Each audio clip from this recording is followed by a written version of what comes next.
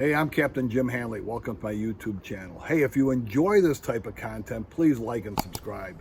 Really love to see you here more often. During the winter, I got in the Gulf of Mexico for food chain charters or foodchainfishing.com, and during the spring and summer and fall, I guide on Lake Erie for bass and walleye under northeastoutdoors.com. So I was going to do this tip in the boat last night, but as you can see in the video, it was a little bit windy last night, but we still caught a few fish, some nice snappers for dinner.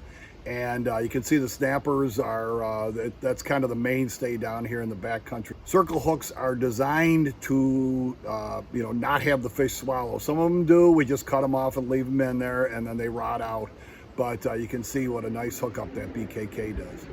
What I'd like to do today is talk to you a little bit about requirements of fishing in the Gulf of Mexico regarding circle hooks.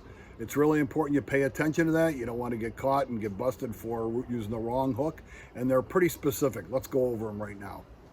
In the state of Florida waters, you must use a circle hook when using natural bait.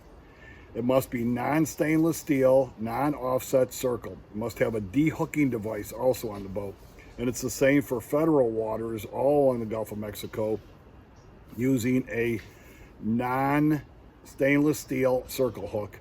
And you must have a de-hooking device, as well as having a descending vise or venting tool, and as we call it on the Great Lakes, something for fizzing the fish so they can regain their ability to swim with their bladders distended. So I've been using a great new hook. I've been associated with BKK hooks now for a few months, and their hooks are really phenomenal. Believe it or not, they are the largest hook manufacturers in the world. They're new to the United States, so you might not have heard of them.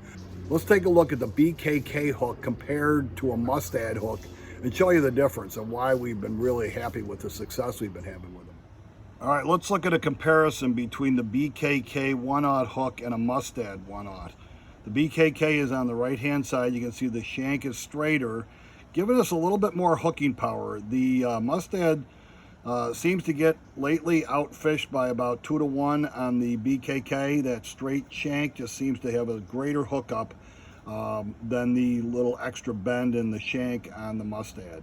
It's been really, really effective for us. So these are the sizes we use. There's a 1, the 1/0, the 2/0, and the 3/0.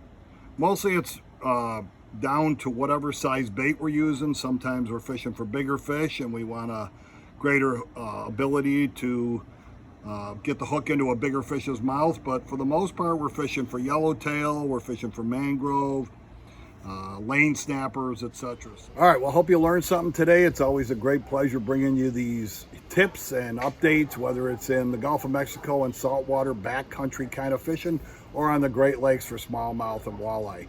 Please tune in again. See you next time.